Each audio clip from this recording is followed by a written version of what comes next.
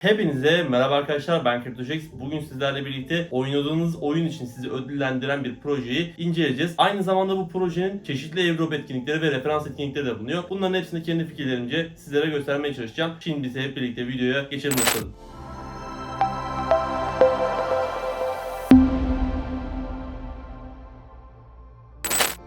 Evet dostlar, Kudo platformunun ana ekranına geldik. Öncelikle Kudo nedir? Bundan başlayalım.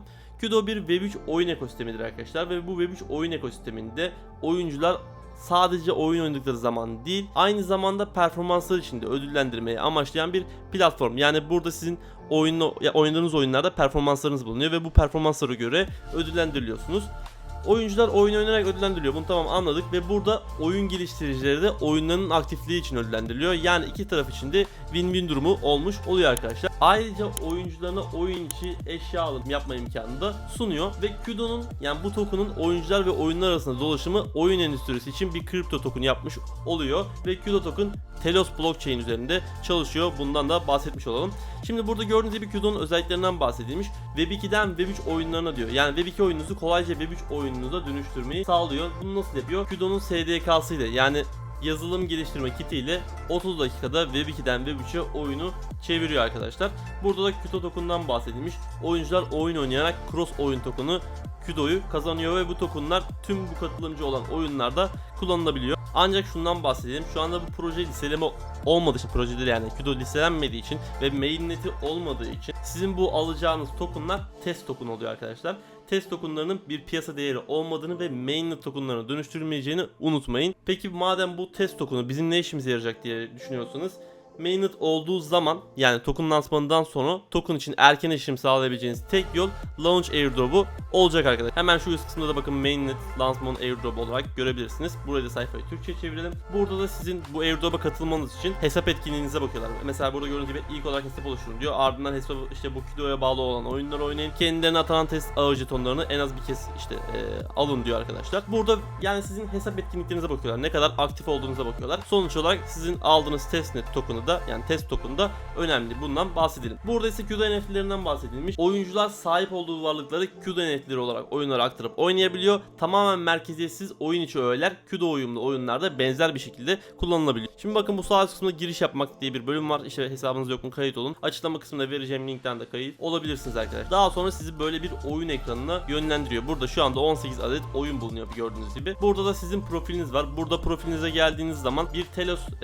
ağı üzerinde wallet bağlayabiliyorsunuz. Benim bir Telos wallet'um yoktu. Fakat bu platform Telos testnet ağı üzerine çalıştığı için Kudo hesabınız otomatik olarak oluşturulduğunda arka planda bir Telos testnet ağı cüzdanıyla ilişkilendiriliyor. Yani burada size bir karşınızda Telos Wallet bölümü çıkacak. Orada siz Telos Wallet'unuzu kurabilirsiniz. Herhangi bir şekilde depozit yapmanıza, yani para yatırmanıza gerek yok. Zaten şu an yatıramıyorsunuz mainnet olmadığı için, listelenmediği için. Burada sadece oyunlardan oyun oynayarak, yani oyun oynadıktan sonra burada test Kudo'ları kazanabiliyorsunuz. Örneğin ben bir oyun oynadım. Bakın sağ üst kısımda benim ödüllerim gözüküyor. Burada bekleyen ödüller gözüküyor arkadaşlar. 1893 diyor. Bu arada 5 dakika falan oynadım. Şimdi tekrardan oyunlar bölümüne geliyorum arkadaşlar. Pardon, şuradan ana sayfaya gidiyorum. Burada oyunlar bölümüne geldik. Mesela burada web tarayıcı üzerinde oyun yok bu arada. Ya bilgisayara indirmeniz gerekiyor ya da App Store veya Google Play Store üzerinden oynayabiliyorsunuz. Örnek olacak olarak ben bilgisayarda olduğum için bu NF Tribes oyununu indirdim. Burada size bazı görevler vermiş. Bu görevleri uyguladığınız zaman size Kudo veriyor, puan veriyor ve mesela işte Sniper Type ile 1000 kill aldığınız zaman 50 Kudo diyor. Böyle size görevler vermiş arkadaşlar. Şimdi diyelim ki bu oyunu oynayacaksınız. Buradan Steam üzerinden indirdiniz. Burada bir bağlantı var. Bu bağlantıya tıkladıktan sonra otomatik olarak senkronize oluyor. Fakat diyelim ki otomatik olarak sizin Kudo hesabınızda senkronize olmadı. Puanlar gelmedi. Oyunda herhangi bir item almayı, yani eşya almayı deneyin. Eşya almayı denedikten sonra size Kudo hesabınızı bağlamanız için giriş yapma ve şifrenizi soracak arkadaşlar. Mesela oyuna geldim, burada bana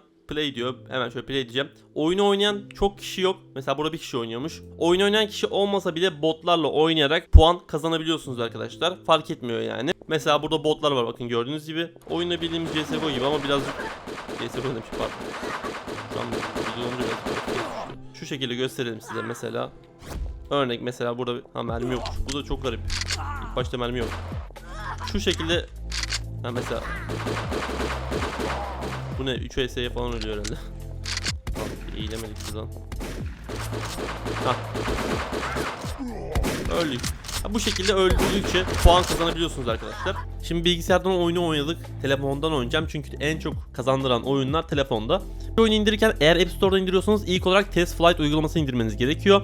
Ardından uygulamayı şu şekilde indiriyorsunuz Test Flight üzerinden. Şimdi uygulamayı indirdik, açtık arkadaşlar. Sağ altta Kudo resmini görüyorsunuz.